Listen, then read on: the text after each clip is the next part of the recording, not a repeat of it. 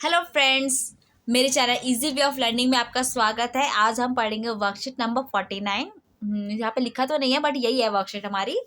और पहले मैं बता देती हूँ कि जो आपका मंडे, ट्यूसडे, वेडनेसडे, थर्सडे है उसमें आपको जो पहले वाली वर्कशीट है ना उसी का ही काम कंप्लीट करना है। तो यानी कि पहले जो हमारी वर्कशीट थी 47, 48 वही आपको दोबारा दी गई है। तो हम 49 के बारे में पढ़ते हैं। इसकी डेट क्या है? 29 है। चलिए पढ़ते हैं। आज हमारा नया चैप्टर है साइंस का और ये चैप्टर बहुत ही इंपॉर्टेंट है। जो बच्चे आगे चल के 11th में साइंस लेना चाहते हैं उनके पास अगर बायो आती है तो ये बहुत ही इंपॉर्टेंट है उनके लिए। आनुवांशिकता एवं जैव विकास। तो हम पढ़ते हैं आनुवांशिकता। आनुवांशिकता होती क्या है? विभिन्न लक्षणों का एक पीढ़ी से दूसरी पीढ़ी में जनक से संतति वंशागत होना। कोई भी लक्षण एक पीढ़ी से जब दूसरी पीढ़ी में आती है या माता पिता से बच्चों को मिलती है, जो उनके बीच ट्रांसफर होती है, उसे क्या कहते हैं? अनुवांशिकता कहते हैं। क्या कहते हैं? अनुवांशिकता। विभिन्नता, एक ही स्पीसीज में प्राणियों के लक्षणों के बीच अंतर की विभिन्नता कहा जाता है। विभिन्नता क्या होती है कि कोई भी स्पीशीज है, जैसे हम इंसान है, हमारे अंदर क्या होता है? एक बंदे से दूसरे बंदे में क्या होता है? डिफरेंस होता है, कुछ ना कुछ उसमें अंतर होता है। उसके मेरे बाल अलग काले हैं, उसके बाल थोड़े से ब्राउनिश है, मेरी आंखों का कलर थोड़ा सा ब्लैक है, उनका ब्राउन है। तो ये क्या, थोड़ा थोड़ा वेरिएशन है, थोड़ा थोड़ा मतलब विभिन्नता है। हम दोनों में क्या है? अंतर है। दो प्राणियों के बीच में जो अंतर होता है तो उसे क्या कहते हैं? विभिन्नता कहते हैं। अनुवांशिकता क्या कहते हैं? जो हमारे माता पिता से जो हमें गुण मिले हैं, जैसे मेरे बालों का कलर मेरे माँ बाप की तरह है, मेरी आंखों का कलर मेरे माँ बाप की तरह है, मेरे स्किन का कलर जो है वो मेरे माँ बाप की तरह है। तो ये सब क्या है? एक वंश के अकॉर्डिंग क्या मिल रहा है हमको? अनुवांशिकता में मिलती है। तो इन्हें क्या कहेंगे? अनुवांशिकता कहेंगे। और विभिन्नता, जो उनके अंदर क्या होता है? अंतर होता है, उसे विभिन्नता कहते हैं। चलिए आगे पढ़ते हैं। क्या है यहाँ पे दिखाया हुआ है कुछ। जो पहला वाला जो आकृति है वो किसकी है? हमारे कोशिका की है। कोशिका में दिखाया हुआ है, बीच में क्या होता है? क्रोमोसोम होते हैं। तो ये क्रोमोसोम जो बीच में ना आपका ब्लू ब्लू कलर का बड़ा बड़ा सा, ये क्या हमारा क्रोमोसोम है। ठीक है, क्रोमोसोम इस तरह का दिखता है। उसके आगे बता रखा है फिर ये हमारा डीएनए है। डीएनए कैसा है? जैसे ये दो लाइन है और ये एक दूसरे पे मतलब एक से लपेटे हुए बनी होती है। ठीक है, तो इसे हम डीएनए कहते हैं। यहाँ पे जो आपको दिख रहा है ये आपका येलो कलर का जो बना रखा है, ये हमारा क्या है? पूरा डीएनए ही है। ठीक है, ये डीएनए ऐसा होता है। और डीएनए के अंदर क्या होता है? छोटे छोटे से जीन्स होते हैं। तो अब आगे हम इनके बारे में पढ़ते हैं। याद रखना, जो भी टर्म्स है, जो भी हम पद पढ़ रहे हैं, इसमें इम्पोर्टेंट सबको याद रखना है। क्या जीन होते हैं, क्या आनुवांशिकता होती है, क्या विभिन्नता होती है, क्या क्रोमोसोम है, उसके अंदर क्या बदलाव है। तो चलिए आगे जीन के बारे में पढ़ते हैं। जीन अनुवांशिकता की बुनियादी और कार्यात्मक इकाई है। जीन डीएनए संरचना बनाते हैं। जीन क्या होती है? अनुवांशिकता की बुनियादी और कार्यात्मक इकाई है। जैसे हम पढ़ते हैं कि जो हमारा शरीर होता है उसकी कोशिका बुनियादी होती है, कार्यात्मक इकाई होती है, वैसे ही जीन जो होता है अनुवांशिकता, जो लक्षण हमें माँ बाप से हमें मिल रहे हैं उसकी ये बुनियादी है। सबसे पहला काम में यही करता है। और कार्यात्मक यानी जो भी चीजें हैं वो सबसे पहले जीन में ही दिखाई जाती है। जीन डीएनए को बनाते हैं। जीन क्या करते हैं? डीएनए को बनाते हैं। और डीएनए क्रोमोसोम को बनाते हैं। और क्रोमोसोम से फिर क्या बनता है? हमारा कोशिका बनता है। मनुष्य के प्रत्येक जीन की दो प्रतियां होती है। मनुष्य में जो जीन होते हैं उनकी दो प्रतियां होती है, जिन्हें एलील के रूप में जाना जाता है। क्या कहते हैं उन्हें? एलील वर्ड कहा जाता है। एलील, अंडरलाइन एलील बहुत इंपॉर्टेंट है, एलील शब्द, जिसमें प्रत्येक माता और पिता से हमें एक एक मिलता है। एक हमें माता एलील देती है और एक पिता एलील देते हैं। एक जीन की एलील विभिन्नता एवं विशिष्टता के लिए जिम्मेदार है। एक जीन में जितना विभिन्नता और विशिष्टता होती है वो जिम्मेदार होती है, क्योंकि हमारे माता पिता में क्या होता है? थोड़ा थोड़ा कुछ ना कुछ बदला, अलग अलग चीजें होती है।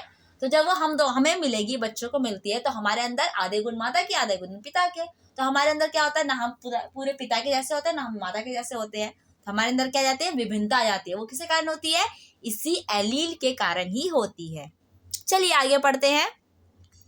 यूकैरियोटिक कोशिकाओं नाभिक गुणसूत्रों में आनुवांशिक सामग्री गुणसूत्रों में मौजूद होती है। जो यूकैरियोटिक कोशिकाएं होती है, याद रखिए यूकैरियोटिक कोशिका कौन सी होती है? जो नई कोशिकाएं होती है।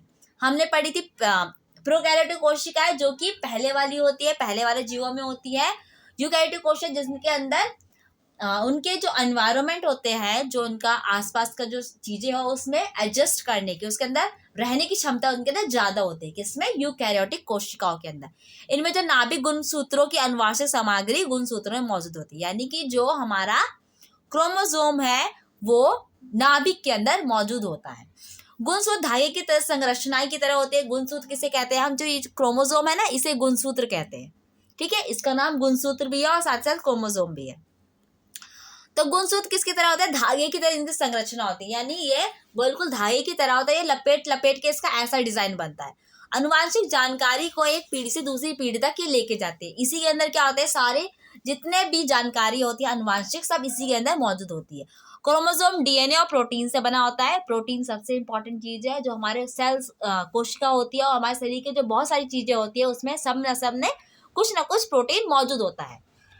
ये कोशिका विभाजन, अनुवांशिकता, विभिन्नता, पूर्ण जनन और महत्वपूर्ण भूमिका निभाते हैं। ये कोशिका में गुणसूत्र कोशिका में विभाजन की प्रक्रिया, अनुवांशिकता की प्रक्रिया, विभिन्नता की, पूर्ण जनन की महत्वपूर्ण भूमिका निभाते हैं। यानी कि जो हमारे गुणसूत्र है, क्रोमोसोम है, उसका सबसे इंपॉर्टेंट काम क्या है? आप याद रखिए, विभाजन, अनुवांशिकता, विभिन्नता और पूर्ण जनन। डीएनए, डीऑक्सीराइबोन्यूक्लिक एसिड, डीएनए की यह फुल फॉर्म है डीऑक्सीराइबोन्यूक्लिक एसिड। मनुष्यों में वंशानुगत सामग्री है, यानी ये क्या करता है? ये भी हमारा इसी चीज का हिस्सा है। क्रोमोसोम के अंदर डीएनए होता है, तो डीएनए क्या है? यही हमारा वंशानुगत सामग्री है। और अन्य सभी जीवों में एक व्यक्ति से शरीर के लगभग हर कोशिकाओं में समान डीएनए होता है। एक व्यक्ति के शरीर में जितनी कोशिकाएं, सभी में एक ही जैसा डीएनए मौजूद होता है। अधिकांश डीएनए कोशिका नाभिक, जहां बड़े परमाणु डीएनए कहा जाता है, में स्थित होता है। ज्यादातर डीएनए कहाँ होता है? नाभिक में होता है, जिसे परमाणु डीएनए भी कहते हैं। लेकिन डीएनए की थोड़ी मात्रा में माइटोकॉन्ड्रिया में ही पाया जाता है। एक चीज और यहाँ पे देखिए, जो माइटोकॉन्ड्रिया होता है उसमें भी डीएनए होता है। तो अगर हम अपना कोशिका वाला चैप्टर आप याद करोगे तो आपको याद आएगा कि जो माइटोकॉन्ड्रिया के पास उसका खुद का डीएनए होता है। तो वही है कि डीएनए थोड़ी मात्रा में माइटोकॉन्ड्रिया में ही पाया जाता है। लक्षण एक जीव की विशिष्ट विशेषता है। अब हम पढ़ रहे हैं लक्षण के बारे में, इसे भी अंडरलाइन। लक्षण क्या होता है? एक जीव की विशिष्ट विशेषता है। लक्षण जीन या पर्यावरण द्वारा निर्धारित किया जा सकता है। लक्षण हम कैसे पता कर सकते हैं? कि जीन से पता कर सकते हैं कि उसके अंदर क्या लक्षण है, और दूसरा हम पता कर सकते हैं कि उसके किस एरिया में रह रहा है, उसका पर्यावरण कैसा है, उसके हिसाब से उसके अंदर कुछ ना कुछ बदलाव आए होंगे उसके बॉडी में, और वो उसके अंदर मौजूद होंगे। जैसे हम एग्जाम्पल देते हैं कि पानी में रहने वाले जीव है, वो क्या करते हैं? उनके पास मछलियां, तो उनके पास पंख होते हैं छोटे छोटे से, उनसे वो चलाते हैं और पानी को आगे पीछे करते हैं। और जो इंसान है वो क्या करते हैं? जमीन पर चलते हैं, तो उनके पास पाँव है, पैर है, जिससे वो जमीन पर चलते हैं। तो पर्यावरण के हिसाब से हमारे अंदर लक्षण है, हमारे अंदर बदलाव है। ठीक है, आगे पढ़ते हैं। जनन के दौरान विभिन्नताओं का संचयन। जब जनन होता है तब उसके अंदर बहुत सारी विभिन्नताएं आती है।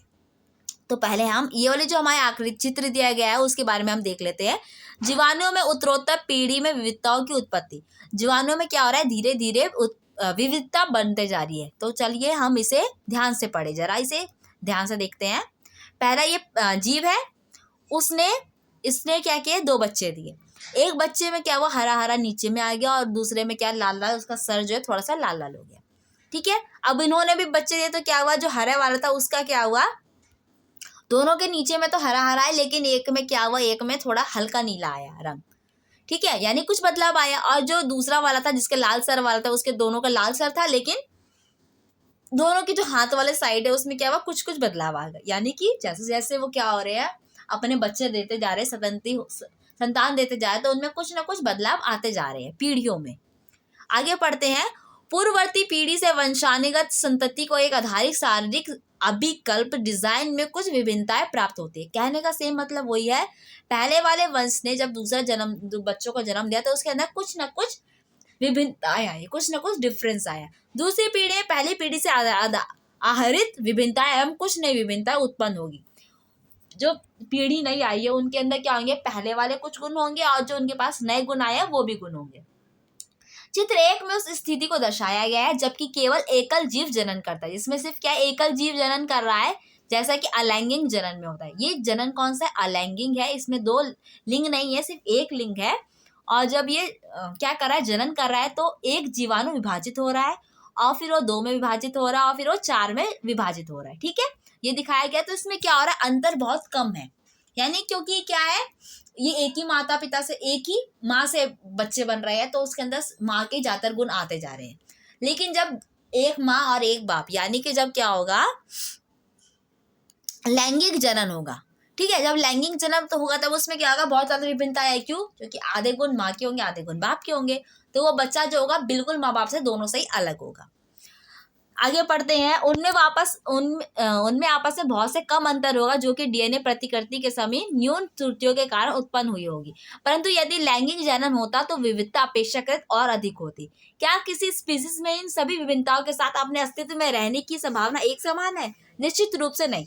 यानी कि जब जीवों के अंदर कुछ ना कुछ बदलाव आ जाते तो क्या होता है, उनकी संभावना एक समान नहीं रहती, और मतलब कि जो जैसे पहले थे वो वैसा आगे नहीं होगा, उसके अंदर कुछ बदलाव आ जाएंगे। विविधता के आधार पर विभिन्न जीवों को विभिन्न प्रकार के लाभ होता है। जो जीव रह रहे हैं उनके अंदर क्या होता है, लाभ होता है। कैसे लाभ होता है मैं समझाती हूँ आपको। आप जैसे हम लोग यूज करते हैं, मच्छर मारने की दवाई यूज करते हैं, तो क्या होता है, मच्छर मर गया, मच्छर मरने के बाद क्या होता है, फिर कुछ दिनों बाद, कुछ महीनों बाद क्या होगा, फिर मच्छर आ गए। अब हमने फिर से वही, हमने पेस्टिसाइड लिया, काला हिट लिया और लगा दिया, फिर से कर दिया। अब उसके बाद क्या हुआ, मच्छर जो पहले वो जो मर रहे थे अच्छे से, अब वो नहीं मर पा रहे। क्यों नहीं मर पा रहे? कुछ कारण है। क्या कारण है कि जो अब जो नए मच्छर आए हैं वो उसको झेल जा रहे हैं, वो जिंदा रह पा रहे। क्यों जी पा रहे हैं? क्योंकि जो पहले वाले मच्छर थे उन्होंने जब अपने बच्चों को जन्म दिया तो उनके अंदर कुछ बदलाव आ गया शरीर में। अब वो जो पेस्टिसाइड था, जो हमने काला हिट यूज किया, उसके अंदर वो उसको लड़ने की क्षमता आ गई उनके अंदर, जीवों के अंदर, मच्छरों में। अब जब हमने दोबारा जब उनके पास छिड़का तो उनके जब झेल सकते हैं, तब वो क्या हो गए, मजबूत हो गए।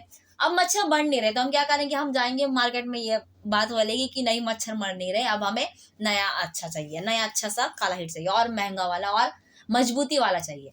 तो क्या होगा, कंपनी दोबारा बनाएगी, नया बनाएगी, अब उसमें वो और ज्यादा अच्छे से केमिकल भर भर के डालेगी, फिर केमिकल यूज करेंगे, फिर हम मच्छरों को मारेंगे, फिर मच्छर मर जाएंगे। फिर कुछ महीनों बाद क्या होगा, फिर वो मच्छर जो आएंगे फिर वो और ज्यादा डेवलप हो जाएंगे, उनके अंदर क्या हो जाएगी, क्षमता आ जाएगी उस चीज को झेलने की, और फिर हम नया करेंगे। तो क्या होता है, जैसे जैसे क्षमता आती जाती, जैसे जैसे उनके अंदर सहन करने की क्षमता आ जाती, जैसे जैसे बदलाव आते हैं, वो क्या होते हैं, उनकी जीने की चांसेस जो होते हैं धीरे धीरे बढ़ जाते हैं। ओके, तो यही समझाने की यहाँ पे कोशिश की गई है। उष्णता को सहन करने की क्षमता वाले जीवाणुओं को अधिक गर्मी से बचने की संभावना अधिक होती है। जो उष्णता को सहन करने की क्षमता होते वाले जीवाणु होते हैं वो अधिक गर्मी में बचने में उनकी क्या होती है, संभावना अधिक होती है। यानी ज्यादा गर्मी पड़ेगी तो भी वो जीव बच सकते हैं। मच्छर वाला एग्जांपल लीजिए, ये बिल्कुल सही है, आप इसे आराम से इसे देख सकते हैं। चलिए आगे क्वेश्चन कर लेते हैं। और अभ्यास के प्रश्न है। पहला प्रश्न है, परिभाषा लिखने हमें अनुवांशिकता की विभिन्नता, क्रोमोसोम, लक्षण और जीन की। तो चलिए परिभाषा लिख लेते हैं। इसके आंसर है, अनुवांशिकता को क्या लिखते हैं, विभिन्न लक्षणों का एक ही पीढ़ी से दूसरी पीढ़ी या जनक में से संतति वंशागत होना अनुवांशिकता कहलाता है। विभिन्नता, एक ही स्पीसीज में प्राणियों के लक्षणों के बीच अंतर को विभिन्नता कहा जाता है। क्रोमोसोम, गुणसूत्र धागे की संरचना के होते हैं और जो अनुवांशिक जानकारी को एक पीढ़ी से दूसरी पीढ़ी तक लेके जाते हैं। क्रोमोसोम डीएनए और प्रोटीन से बने होते हैं। लक्षण विभिन्न विशेषता है, ये लक्षण जीन या पर्यावरण द्वारा निर्धारित किए जा सकते हैं। जीन अनुवांशिकता की बुनियादी और कार्यात्मक इकाई है। जीन डीएनए की संरचना बनाते हैं। चलिए दूसरा क्वेश्चन पढ़ते हैं। यदि एक लक्षण ए है, अलैंगिक प्रजनन वाली समष्टि के 10% सदस्यों में पाया गया और लक्षण बी जो है उसी समष्टि के 60% जीवों में पाया गया है, तो कौन सा लक्षण सबसे पहले उत्पन्न हुआ होगा? चलिए इसे ध्यान समझते हैं। आखिर ये कहता क्या है हमारा क्वेश्चन, कि एक जगह है कोई, हम चलिए एक मान लेते हैं, एक जैसे दिल्ली शहर है, उसमें 100 लोग रहते हैं। उसमें जो 10% लोग हैं 100 का, यानी कि 10 लोग जो है उनके अंदर लक्षण ए पाया गया है। ठीक है, अब लक्षण ए हम मान लेते हैं कि उनके काले काले बाल है, और लक्षण बी जो है उनमें हम मान लेते हैं कि उनके थोड़े लाल लाल, हल्के हल्के से लाल लाल से बाल है। ठीक है, और लाल जो बाल जो क्या है 60% जीवों में, यानी कि 100 में से 60 लोग जो है उनके हल्के हल्के लाल लाल से बाल है। तो कौन सा लक्षण जो है सबसे पहले उत्पन्न हुआ? अब कौन सा लक्षण सबसे पहले उत्पन्न हुआ होगा? जनन कौन सा? लैंगिक प्रजनन है। ठीक है, तो लैंगिक प्रजनन में क्या होता है, या कोई भी जनन हो रहा है उसमें क्या होता है, जो चीजें पहले से मौजूद है, मतलब जो चीजें ज्यादा दिख रही है, इसका मतलब क्या है, वो पहले से मौजूद है। तभी तो एक से दूसरे में बदलती गई। ठीक है, तो क्या मतलब हुआ कि जो बी वाला लक्षण है वो पहले से मौजूद था और वो धीरे धीरे सभी जीवों में फैलता गया, तभी तो 7% है। और 7% होने का मतलब क्या हुआ कि जो बी लक्षण है वो ज्यादा है। ठीक है, इस तरीके से मैंने बनाया है कि हमने एक गोला लिया, गोला में मैंने बहुत सारे क्या डाल दिया, इंसानों को डाल दिया या फिर कुछ जीवों को डाल दिया। उसमें क्या था, उनके अंदर लक्षण ए थे 10% थे और जो लक्षण बी है वो 7% है। तो लक्षण 7% जो लक्षण बी के मौजूद है, तो यानी कि जो लक्षण बी है वो पहले उत्पन्न हुआ होगा लक्षण ए से। ठीक है फ्रेंड्स, तो हमारे वीडियो यहाँ पे कंप्लीट होता है। आई होप आपको वीडियो पसंद आया होगा। लाइक कीजिए, कमेंट कीजिए, शेयर कीजिए और भी वीडियोस देखने के लिए प्लीज मेरे चैनल को सब्सक्राइब कीजिए। Thank you.